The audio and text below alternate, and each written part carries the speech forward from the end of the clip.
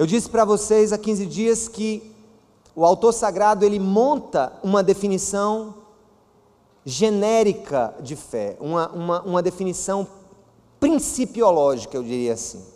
Fé é isso, independente de qualquer ação nessa direção, mas fé é essa certeza daquilo que nós esperamos e a prova das coisas que nós não vemos. Ou seja, tem a ver com uma confiança em promessas divinas, tem a ver com confiança naquilo que Deus nos ensina na sua palavra. Mas logo depois ele diz no verso 6 o quê? O que é que ele diz no verso 6? Sem fé é impossível agradar a Deus, pois quem dele se aproxima precisa crer que ele existe e que recompensa aqueles que o buscam. Ou seja, ele sai de uma definição de fé, depois ele passa por algo que dá sentido à fé e ao mesmo tempo torna a nossa fé uma questão relacional e não uma questão solta, metafísica, ou seja, sem fé é impossível agradar a Deus. Ou seja, se eu amo a Deus, eu preciso expressar esse amor na minha confiança nas suas promessas, no exercício da fé, que tem a ver também com obediência aos seus preceitos. E aí a gente vem e vai para uma série de exemplos na Bíblia, no capítulo 11, de homens e mulheres de fé. Observem a sequência do argumento do autor sagrado. Ele sai de uma definição e ele entra em uma motivação do nosso coração para que a gente siga aquele preceito inicial. Depois ele dá uma série de exemplos dos que ele chama de heróis e heroínas da fé, homens e mulheres que viveram nos tempos do Velho Testamento e que expressaram uma fé inabalável no Senhor. E no capítulo 12 ele usa aqui uma expressão de transição. Ele sai daquela análise genérica, ele tira depois da análise genérica, ele joga para homens e mulheres que viveram aquela realidade, e depois ele diz assim: não, agora também nós precisamos atentar para isso. Então ele começa o 12 como? Vamos ler agora juntos? A gente vai ler do 1 ao 6 apenas, vamos lá. Portanto, também nós, uma vez que estamos rodeados por tão grande nuvem de testemunhas, livremo-nos de tudo que nos atrapalha e do pecado que nos envolve, e corramos com perseverança a corrida que nos é proposta, tendo os olhos fitos em Jesus, autor e consumador da nossa fé. Ele, pela alegria que lhe fora, o que, gente? Proposta, suportou a cruz, desprezando a vergonha, e assentou-se à direita do trono de Deus. Pensem bem naquele que suportou tal oposição dos pecadores contra si mesmo, para que vocês não se cansem nem desanimem. Na luta contra o pecado, vocês ainda não resistiram até o ponto de derramar o seu próprio sangue. Vocês se esqueceram da palavra de o que, gente? Ânimo, que ele lhes dirige como a filhos. Aí aqui, escutem, ele vai transcrever o que está escrito no livro de Provérbios, por isso que está entre aspas na sua Bíblia.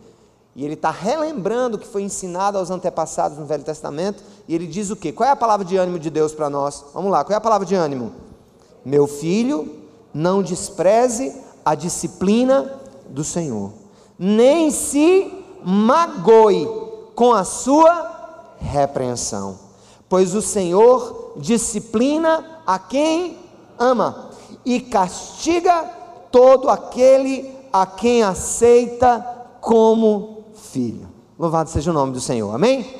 Então vamos relembrar, estamos aqui diante de um dos textos mais incríveis das Escrituras e um dos que produzem mais medo ao intérprete.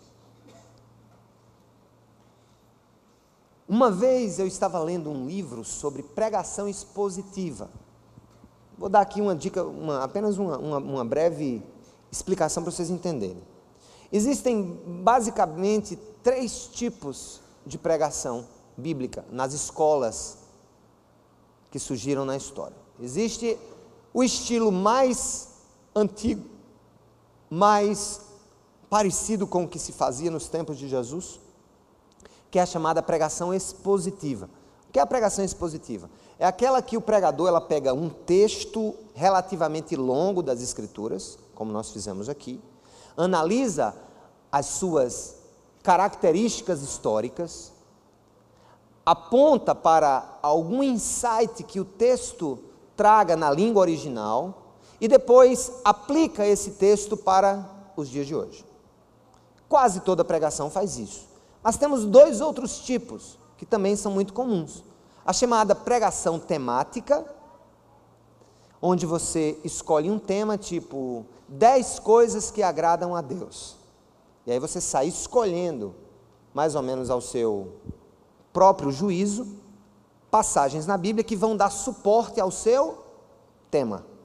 Ou seja, a pregação temática não começa na Bíblia, ela começa no tema. E a Bíblia serve de suporte ao tema. E a pregação tópica, que é uma pregação geralmente com 1 ou 2 versículos, e ali, às vezes, a gente lê aquele versículo e vai tentar dizer coisas que nem ele está dizendo. Mas é muito comum nos tempos de hoje, uma opção pelas pregações temáticas, pelas pregações tópicas. E nós aqui na Cidade Viva, a gente faz pregação temática às vezes faz pregações tópicas, mas a gente ama muito a pregação expositiva, que é essa que eu pego o texto e eu dou uma descascada no texto. Mas há um problema quando você é expositor da Bíblia. Você vai ter que enfrentar textos complicados. Você não tem saída. Uma vez que você entrou naquele labirinto, você vai ter que sair. E talvez você se encontre no meio do caminho com lições que você não gostaria de ouvir. E quando você não gosta de ouvir uma lição da Bíblia, é o melhor sinal de que essa pregação vai fazer efeito na sua vida. Se você quiser discernir se uma mensagem é poderosa nos seus efeitos, pergunte para ela, para Deus: será que eu estou preparado para ouvir isso? Ou será que eu gostaria de ouvir alguma coisa que alegrasse a minha expectativa nesse momento? Então eu estou querendo logo preparar o coração de vocês. Hoje vocês vão ouvir o que não querem ouvir, porque eu tive que ouvir o que eu não quero normalmente ouvir, porque juntando a nossa falta de vontade de ouvir o que precisa ser ouvido, nós vamos hoje, de alguma maneira, ser impactados pelo Espírito Santo, porque Ele vai contrariar as nossas expectativas. Agora, se você não quer ser contrariado, levanta, vai lá na lanchonete, toma uma água de coco e compra aquela caixinha de promessas. Bem, em que contexto esse texto foi escrito? O capítulo 11 e 12 da carta aos Hebreus é como duas irmãs siamesas. E se você não sabe, a Bíblia foi dividida em capítulos e em versículos muito tempo depois dela ter sido escrita. A Bíblia foi dividida em capítulos por volta do século 13 depois de Cristo. Toda ela já tinha sido escrita. E em versículos por volta do século 15. Não é que a divisão da Bíblia em capítulos e versículos não seja útil para nós, até porque quem as dividiu quis o quê? Dar um sentido de ordem no que foi dito, até para nos ajudar a compreender. Mas a Bíblia foi escrita livro inteiro. Inclusive, o Velho Testamento foi escrito todo da frente para trás, porque foi escrito em hebraico, então é da frente para trás, é da direita para a esquerda que eles escrevem, e de baixo para cima. E esses dois textos, o capítulo 11 e 12, que fala da definição de fé, a fé que agrada a Deus, os exemplos de fé, e o capítulo de 12, que diz assim: também nós, quando o autor sagrado nos convida a entrar na história, e não só sermos espectadores da história, falei sobre isso domingo retrasado, há uma conexão, os dois estão juntos ali. Você não vai entender o 12 sem entender o 11. O 12 ele fecha o 11 de uma maneira plena.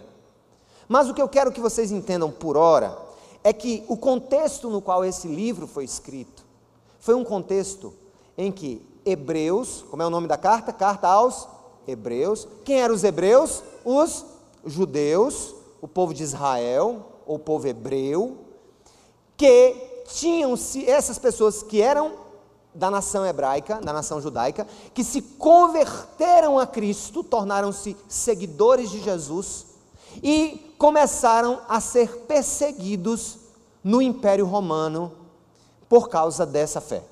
Então, se você pensar assim, a turma que estava lendo esse livro pela primeira vez, não estava definitivamente na praia, nem estava no shopping, nem estava absolutamente gozando dos seus bens.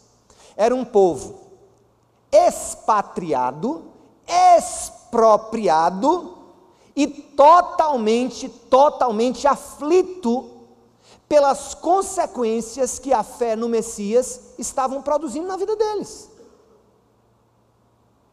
E aí o autor sagrado, ele escreve esse livro para esses hebreus dispersos, para encorajá-los a continuar a corrida, a continuar a caminhada, porque eles estavam querendo desistir, porque eles estavam querendo, passar a página, porque muitos talvez não conseguissem entender como a decisão de seguir a Cristo fosse produzir tantas dores, tantas perseguições, tantas incompreensões e tantas provações e disciplinas da parte do próprio Deus. Então, o escritor sagrado coloca esses homens que vieram ali a conhecer a Jesus, e que estavam dispersos e que receberam aquela carta para afirmar e fortalecer a sua fé. Ele, o escritor sagrado, desejava que eles mantivessem firmes, e ele compara a vida humana ao lado de Deus como uma, o que gente? Uma o quê? Corrida. E para você ser corredor, especialmente em longas corridas, você precisa ser malhado, treinado. Você precisa ir muitas vezes à exaustão. Você precisa ser treinado no sentido de não desistir.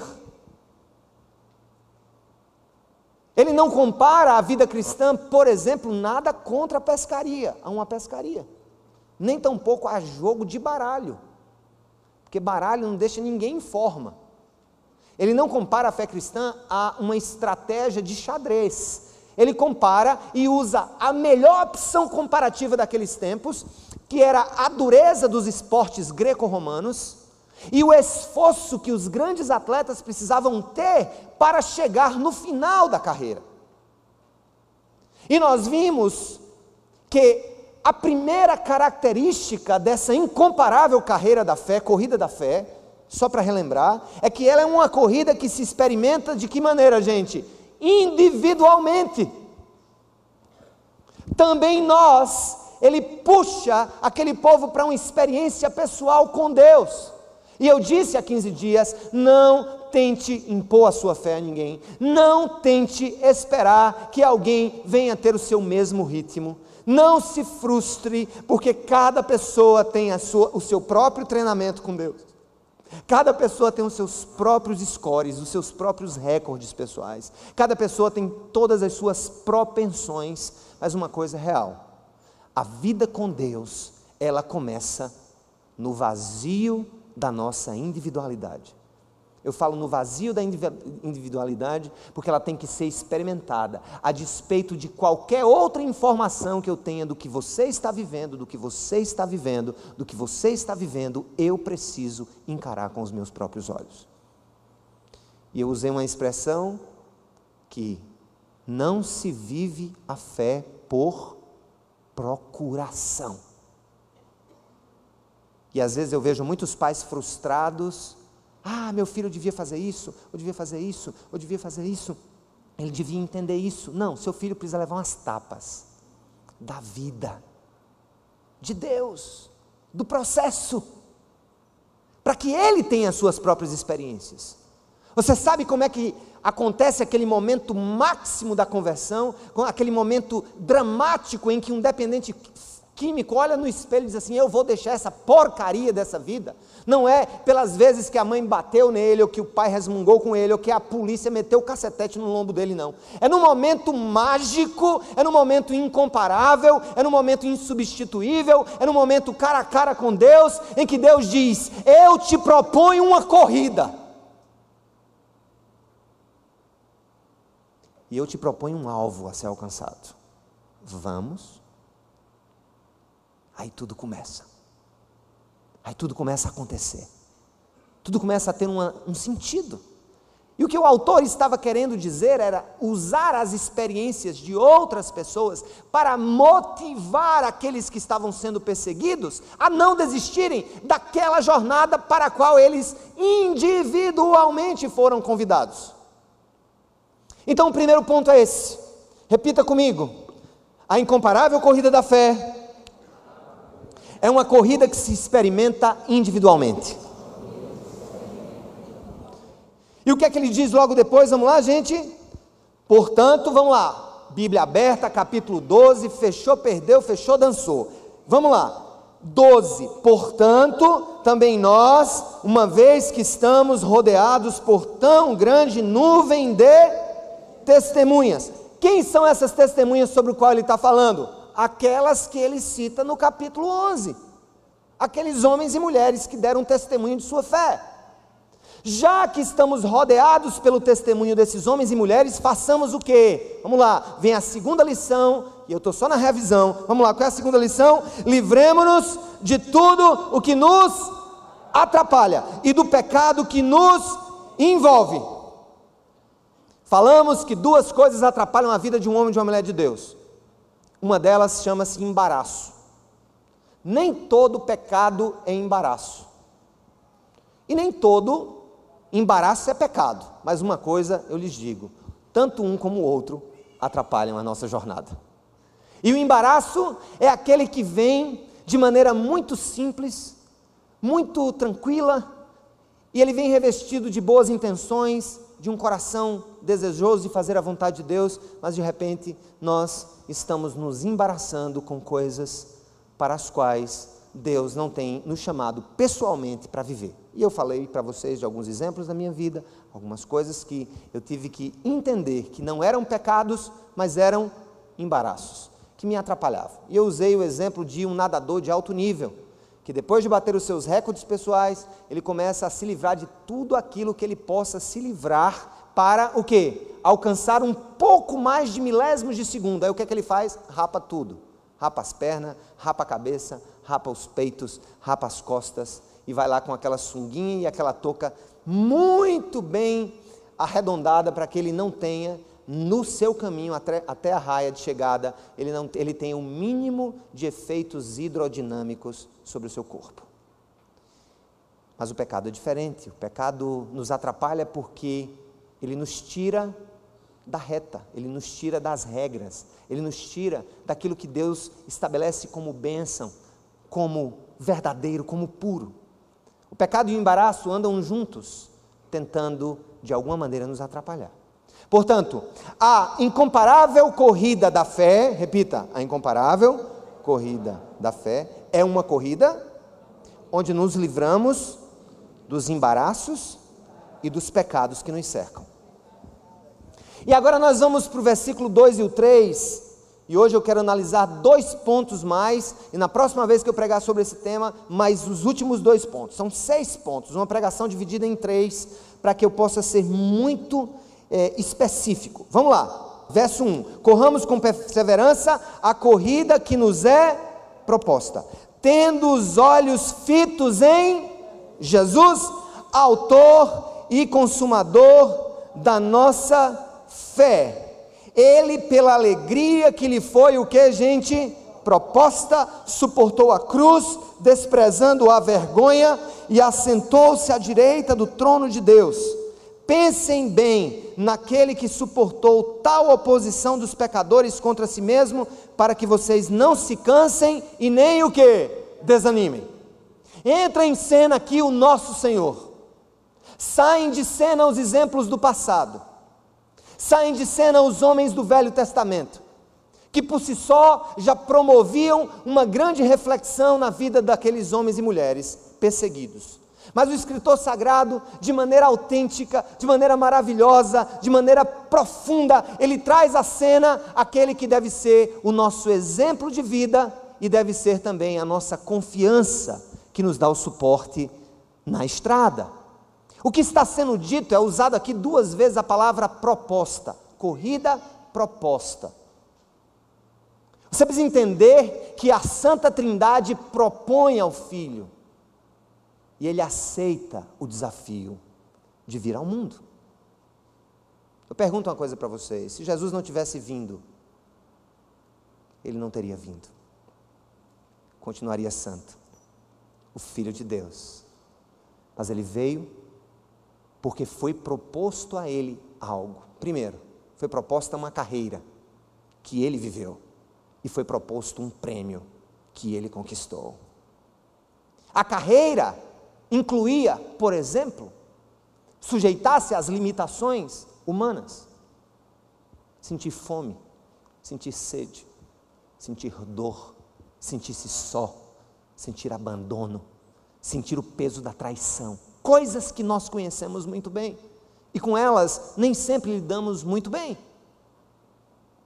Uma carreira que foi proposta a Ele, que incluía a sensação plena de que o Pai havia se afastado dele, no momento em que ali na cruz Ele diz: Pai, por que me desamparaste?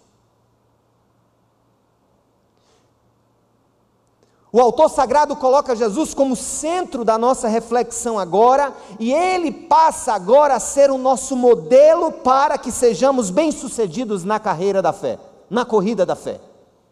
A Ele foi proposto um caminho, a nós foi proposto um caminho, a Ele foi proposto um prêmio, e a nós é proposto um prêmio. Jesus passa então a ser aqui aquele que nos serve de modelo, aquele que modela a nossa vida, aquele que modela a nossa caminhada, aquele que modela as nossas palavras, aquele que modela as nossas escolhas, aquele que modela a nossa sexualidade, aquele que modela o que eu falo, aquele que modela o que eu sinto, aquele que modela as minhas motivações. Ele passa a ser o meu modelo perfeito de vida. Aí é que entra o problema. O problema é que nós queremos Jesus como ajudador, mas não como modelo. E aí nós caricaturamos a fé. Nós caricaturamos uma vida cristã totalmente antibíblica. Uma vida cristã que olha, por exemplo, para o sofrimento e o tem como obra do demo. Uma geração que olha para a dor, que olha para a falta, que olha para a provação e vê aquilo como prova de uma espiritualidade duvidosa, posto que, segundo alguns, aqueles que estão seguindo o caminho do Senhor não vão passar por certas coisas nessa vida. Quem disse isso? Talvez a turma do Marvel. O Super-Homem. O Super-Homem é essa ideia que para muitos pode parecer apenas um filme, o super-herói, aquele cara indestrutível, imbatível, aquele cara, sabe, que recebe bala no peito e não morre, aquele que recebe, sabe, que consegue voar, aquele que é capaz de sustentar um planeta nas mãos, aquele que é capaz de parar a destruição de uma represa de água, aquele homem cujo sucesso é medido por sua capacidade de conquistar.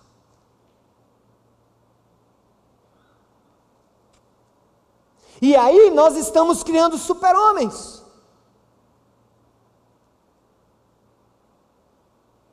E aí nós começamos a pensar de uma maneira diabólica sobre estas barreiras que estão sendo postas na jornada que Jesus propôs para nós, e nós queremos transformar a estrada em direção à glória de Deus nas ruas de ouro, antecipando o prêmio sem passar pela estrada.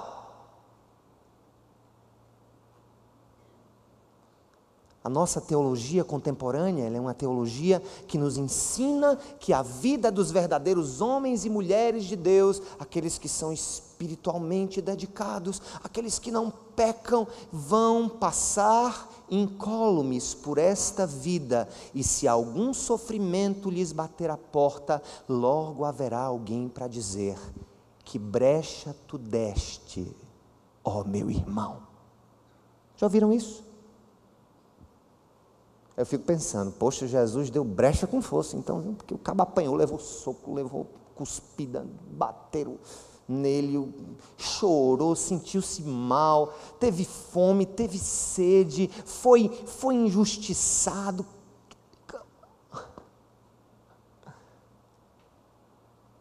Irmãos, eu estou tocando num assunto que, se você internalizar, vai fazer uma diferença profunda na sua avaliação de vida daqui para frente. Todos aqueles que quiserem seguir a vontade de Deus passarão por grandes tribulações. E eu vou mais longe. Quanto mais vontade de fazer a vontade de Deus você tiver, mais tribulação você vai viver. Essa é a regra da carreira para o qual você foi chamado. A questão é o que você vai fazer com ela, não se ela vai vir ou não.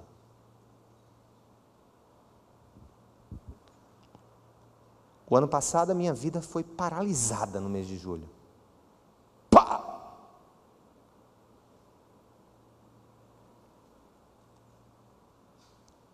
De maneira totalmente inesperada. Pá!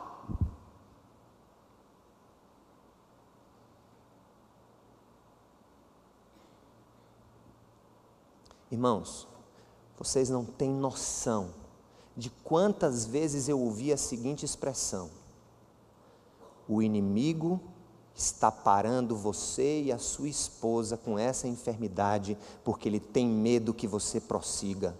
E eu caí no conto do Rei Leão. Eu achei por algum tempo que talvez eu tivesse sido paralisado pelo diabo. Não.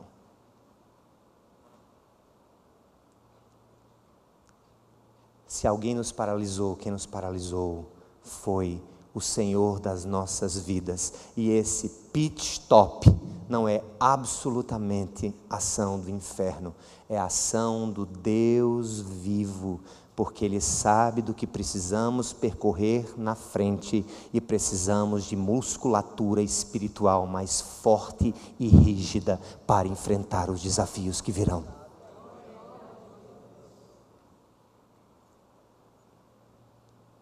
É interessante que no livro, na carta aos Hebreus, toda a tribulação está ligada a treinamento. Disciplina é treinamento. O que é uma pessoa disciplinada?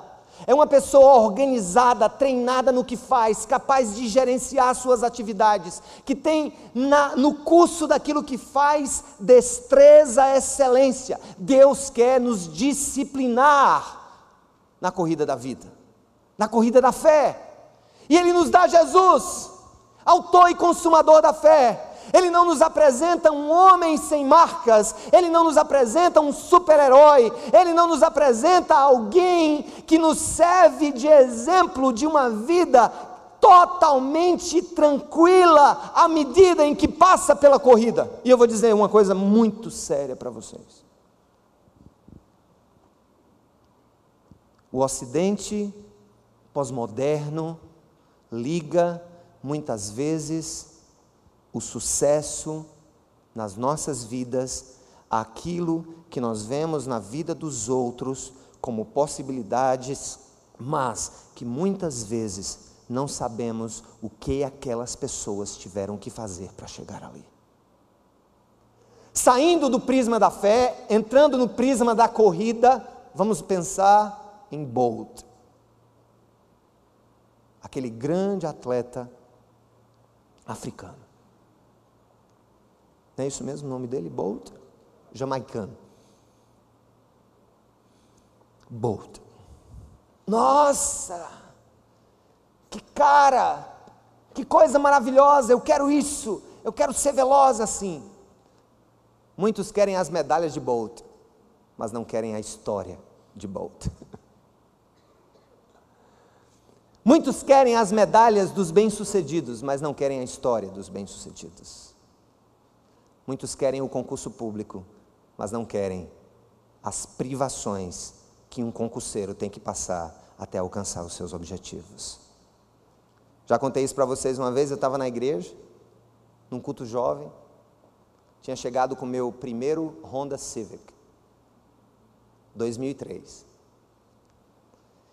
Assumi o cargo de procurador em 2000, economizei 2000, 2001, 2002 e comprei o meu Honda Civic. E preguei, né? Cheguei, fiz uma pregação sobre tudo isso. Aí um jovem bateu no meu ombro e disse assim: é muito fácil uma vida boa dessa? Você está pregando isso aí com carro novo, mulher bonita, emprego federal? Eu digo: meu querido, eu usei uma expressão bem popular, você não conhece da missa um terço. Você não sabe o que eu passei para chegar onde eu cheguei. Mas nós vivemos uma espiritualidade triunfalista, sem absolutamente compromisso com o exercício contínuo das disciplinas espirituais que Deus criou para nós, nos dando como modelo Jesus. Qual é o modelo que você quer para a sua vida, meu amigo? Você quer Jesus que te levante do chão, que te dê um emprego, que te dê uma esposa, que te dê um marido, que te dê um filho, que resolva os teus problemas financeiros? Agora eu quero saber uma coisa: você quer um Jesus modelo de existência, um Jesus modelo de renúncia, um Jesus modelo de santidade, um Jesus modelo de sofrimento? Será que você quer? Não, porque a teologia contemporânea não tem lugar para esse tipo de assunto. Muda de assunto. Isso é feio. Sou filho do rei. Sou cabeça, não sou cauda.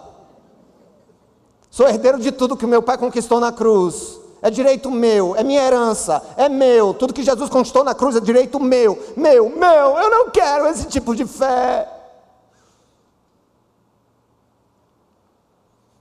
Quem não entende esse texto não passa de um cristão mimadinho, abobado, enganado, manipulado por um evangelho que não é o evangelho. É outra coisa. É tudo. É neurolinguística, psicologia com adaptações cristãs, é antropologia missionária dos efeitos benéficos da ética de Cristo. É qualquer coisa que seja, é qualquer outra gia, mas não é teologia. E aqui o autor sagrado olha para aquele povo e diz assim: olha, eu sei que vocês estão perseguidos, eu sei que vocês estão dispersos, eu sei que vocês foram expropriados dos seus bens em razão da perseguição romana, eu sei de tudo isso, mas não desistam, fixem os seus olhos em Jesus, o autor e consumador da vossa fé, aquele que, vamos ler, olha que coisa linda, aquele que pela alegria que lhe fora proposta, suportou o que, gente? A cruz, desprezando a vergonha. O que é desprezar a vergonha? Eu me ative a isso. Jesus desprezou a vergonha. Que bexiga é desprezar a vergonha? O que é desprezar a vergonha? Vou dizer o que é desprezar a vergonha. É muitas vezes, por amar a Deus, e por seguir a vontade de Deus, você ser humilhado, você ser envergonhado no trabalho, você ser envergonhado na família, você ser envergonhado de ser careta, você ser envergonhado de ser homofóbico, você ser envergonhado de ser o que quer que seja. Sabe o que foi que Jesus fez? Ele desprezou a vergonha. Mas nós não queremos sentir vergonha. Ninguém quer sentir vergonha. A gente quer um evangelho que não dê vergonha. A gente quer um evangelho, sabe, que nos faça massa, que nos faça, sei lá, legais, despojados, descolados, espirituais, pentecostais, não pentecostais, o que quer que seja. A gente quer um evangelho que nos faça sentir bem, livre de peso, livre de marcas. A gente quer um Jesus que não nos incomode, que não seja modelo de ética, mas tão somente alguém que vai me levantar nos momentos de dificuldade e que vai me amar e me abraçar e não vai me ensinar nada, porque se ele tiver algo novo a me ensinar, eu não vou querer. Eu quero de Jesus as suas mãos, eu não quero de Jesus o seu coração, eu quero de Jesus os seus prêmios, eu não quero de Jesus os seus caminhos. E aqui é toda a lógica desse texto, está girando em torno de um desejo de alimentar o povo com o evangelho pleno. E aí o terceiro ponto, repita comigo: a incomparável corrida da fé é uma corrida onde Jesus é o nosso exemplo e o nosso alvo, não somente o nosso sustentador.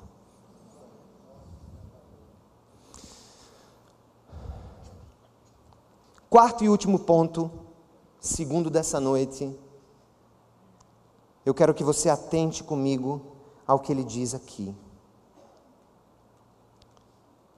Pensem bem naquele que suportou tal oposição dos pecadores contra si mesmo, para que vocês não se cansem nem desanimem. Deus está dizendo para você: meu filho, não desanime, eu estou com você. Continue, vá em frente, faça o que deve fazer, faça o que eu te ensinei, viva, sofra se for necessário. Entenda que eu sou bom todo o tempo. Eu sou o dono da sua vida, eu sou o dono da sua história. O seu sofrimento é meu, a sua alegria é minha, as suas quedas são minhas, o seu levantar é meu. Eu estou do seu lado em todo o tempo. Eu te chamei para seguir e não para parar. Eu te chamei para algo grandioso, mas um caminho muito duro nós temos que percorrer juntos, e eu estarei com você até o final dos tempos. Me acompanhe, levante, não desanime, não se canse. Eu sou o exemplo que você pode ter no seu coração e na sua mente em todo o tempo. E no quarto ele diz: na luta contra o pecado, vocês não que ainda não resistiram até o ponto de que? De derramar o seu próprio sangue. O que é que ele está querendo dizer? Aqui ele foi, o escritor sagrado foi um tanto quanto, eu não sei, é difícil a gente saber se havia ali alguma ironia nesse texto, mas ele olha para aquelas pessoas, elas tinham sido expropriadas, elas tinham sido, enfim, espalhadas pela face da terra, dispersos. Dizem até, você já ouviu falar nas diásporas de Israel? As grandes diásporas, as grandes separações. A gente conhece uma muito contemporânea, que foi imposta por Hitler. Talvez a grande diáspora contemporânea foi o antissemitismo do regime nazista. Espalhou judeu por todo canto. Foi judeu para a Argentina, judeu para o Brasil. Depois da constituição do Estado de Israel, após a Segunda Guerra Mundial, a gente vê voltando para Israel muitos judeus. Inclusive, quando eu estive lá, o ano retrasado, o meu guia era um judeu argentino. Imagina. O avô tinha fugido durante aquele período. Então, os judeus vêm sendo realmente espalhados por toda a terra. E há um propósito de Deus por trás de tudo isso, né? Mas ali talvez tenha sido a primeira diáspora da era cristã que aconteceu com judeus convertidos a Jesus. E eles estavam espalhados. E o autor sagrado, ele diz uma coisa aqui. Ele diz que, falando para aqueles homens e mulheres, ele diz: olha, gente, vocês não chegaram ao ponto de derramar o seu próprio sangue na luta contra o pecado. Foi o que ele quis dizer. Vocês estão vivos. Vocês não entregaram a vida a Deus, ou tiveram a sua vida ceifada por causa dele. É uma coisa meio esquisita falar sobre isso hoje, porque a gente vive em um país democrático, em um país de liberdade religiosa, pelo menos em tese. Não sei até quando eu vou ter a liberdade de falar o que eu penso sobre temas que são antiquados, entre aspas, e não ser molestado no meu direito de expressar o que eu penso religiosamente. Não sei até quando vai durar isso. Mas uma coisa é real, nós estamos longe nesse país de experimentar o martírio por Cristo. Até porque se alguém experimentasse o martírio por Cristo hoje no Brasil, não ia ser uma coisa que iria expressar sucesso. Imagina, pastor Sérgio morre apedrejado na lagoa. 4 homens chegam e apedrejam, dizendo que ele é um ortodoxo. Esses homens são do movimento dos cala-boca. Mataram o pastor Sérgio. O que é que o povo vai pensar? Roubou. Pegou a mulher do cara. Isso nunca seria no Brasil. Um pastor ser assassinado iria funcionar com o mesmo efeito que o sangue dos mártires na igreja primitiva. Então observem, a gente está em um contexto social muito diferente. É por isso que essa separação do contexto social nos dá tanta dificuldade de entender certas coisas sobre a nossa jornada de fé. Como é que se conta sucesso hoje? Como é que uma igreja é bem sucedida? Querem saber? O templo é bonito? Quantas pessoas frequentam a igreja? Quanto dá de dízimo no final de mês? O que é que eles compraram? Qual é o carro do pastor? Qual é o carro dos irmãos? Os irmãos se vestem bem? Se está acontecendo alguma mudança nas finanças dos irmãos? Igreja bem-sucedida é aquela que os membros entram pobre e sai rico. Igreja boa é aquela que o cabo entra sem nada e sai com 2 carros. Esse é o nosso plano, a vara de aferição de sucesso hoje. Aí o escritor sagrado olha para os caras: vocês não chegaram ao ponto de derramar o próprio sangue por ele. Agora, enquanto a gente está aqui bem sentado com esse ar-condicionado que não funciona em janeiro, tem irmãos nossos sendo martirizados na Síria, no Egito, no Oriente Médio, na China, martirizados, mortos, tendo as suas mulheres estupradas, tendo os seus filhos decapitados. E esse tipo de martírio, se for avaliado a partir da teologia do Ocidente, o que é que vão dizer? Deram brecha. Mais uma vez eu lhes pergunto, então Jesus foi o maior brecheiro na face da terra, né? Hein? Vou terminar contando uma história.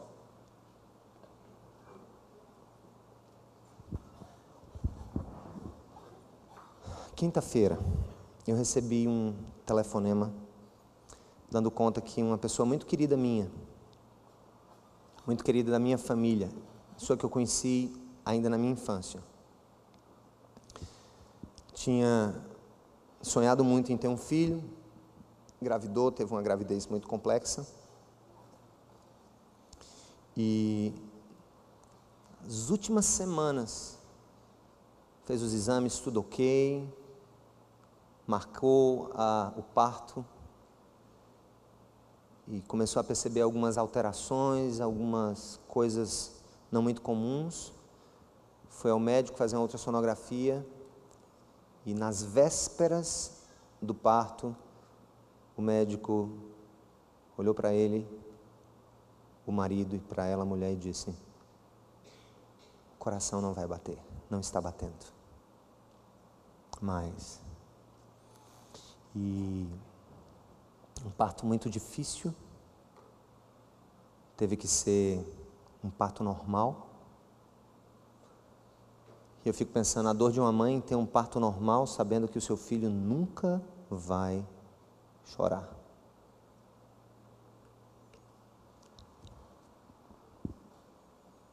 Eu fui lá. Dizer o quê?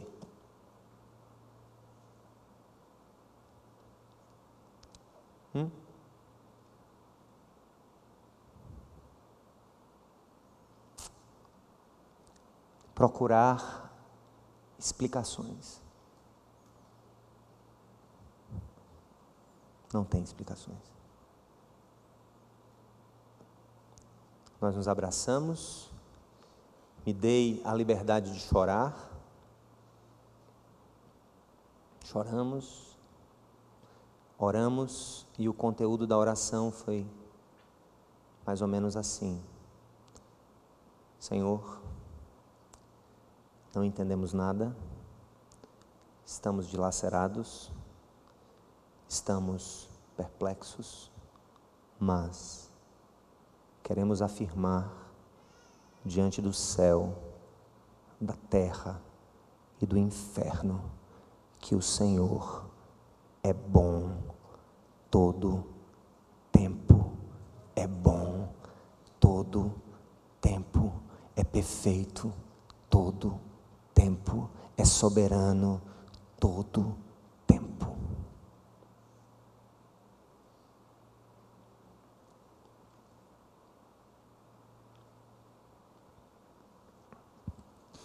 Se as nossas esperanças estiverem nessa vida, nós seremos os mais infelizes do mundo. Dorme-se vivo, acorda-se morto. Dorme-se rico, acorda-se pobre. Vai-se com saúde em um carro do ano e volta-se em uma urna funerária. Essa é esta vida. Por mais que a gente tente maquiar a realidade que nos cerca, nós nunca conseguiremos dar vida e sentido ao que nós vivemos hoje, a não ser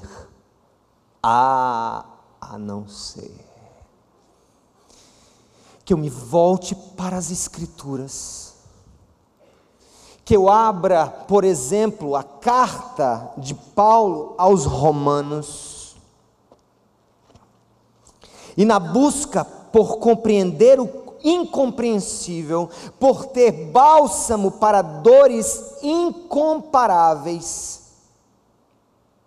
E eu vou no capítulo 8 da carta aos Romanos, e eu me deparo com o versículo 28, e eu leio as seguintes palavras que dão sentido a cada segundo desta vida, a cada metro dessa estrada, a cada quilômetro dessa corrida para o qual eu fui chamado, minha mulher, você, os seus filhos, os humanos, aqueles que se gabam de desenvolverem tecnologia, aqueles que se gabam de descobrirem a ciência, mas aqueles que não têm nenhuma solução para o problema da morte, para o problema da dor e para o problema do sofrimento. E eu me deparo com a revelação de Deus na carta aos Romanos, no capítulo 8, 28, que diz: sabemos que Deus age em todas as coisas para o bem daqueles que o amam e dos que foram chamados de acordo com o seu propósito. E eu olho para as minhas circunstâncias e tiro do coração uma força que não vem de mim, e você tira do seu uma força que não vem de você, e nós tiramos não de livros de filosofia, nem de livros de filosofia política, nem de livros, sabe, de antropologia ou de ciência, o que quer que seja, algo que tenha uma resposta clara para os dilemas mais profundos da minha vida e da minha alma, quando eu sei que o meu Deus me chamou para entrar em um caminho, em uma corrida, em uma maratona, com obstáculos, com dores, com dúvidas, com remorsos, com sofrimento, com medos, com incertezas e com ansiedades, e eu olho para Ele no meio de qualquer circunstância da minha vida, e você também olha para Ele em qualquer circunstância da sua vida, e diz: Senhor, eu não entendo entendo todas as coisas, eu não tenho resposta para tudo que acontece na minha vida, eu não consigo encontrar lógica nos acontecimentos últimos da minha existência, mas Senhor, eu quero exercitar pela fé, para além das minhas capacidades cognitivas humanas, eu dou um salto no meio do abismo da falta de respostas e digo: todas as coisas, todas as coisas, todas as coisas, boas ou ruins, todas as coisas, alegres ou tristes, irão contribuir para o bem daqueles que amam a Deus e que foram chamados para caminhar essa corrida da fé, porque estes nunca serão confundidos, porque a coroa da vitória está guardada para aqueles que nele confiam. Aleluia, aleluia, aleluia, meu Senhor.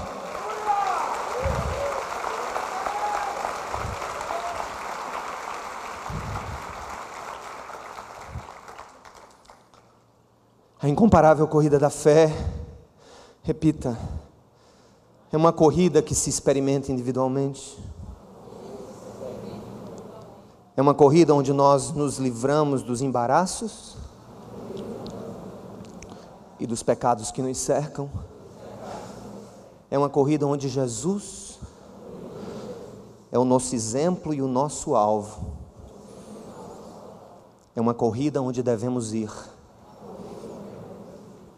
até as últimas consequências. Dai-nos força, Senhor. Dai-nos graça, Senhor. Porque a alegria que nos é proposta é maior do que o sofrimento que me é imposto. A alegria que me é proposta, repita, a alegria que me é proposta é maior do que o sofrimento a mim imposto. Mais uma vez, a alegria que me é proposta é maior do que o sofrimento a mim imposto. Louvado seja o nome do Senhor. Vamos aplaudir o Senhor, vamos aplaudir ao Senhor dos Senhores, ao Rei dos Reis. Vamos dar um brado de louvor ao Senhor.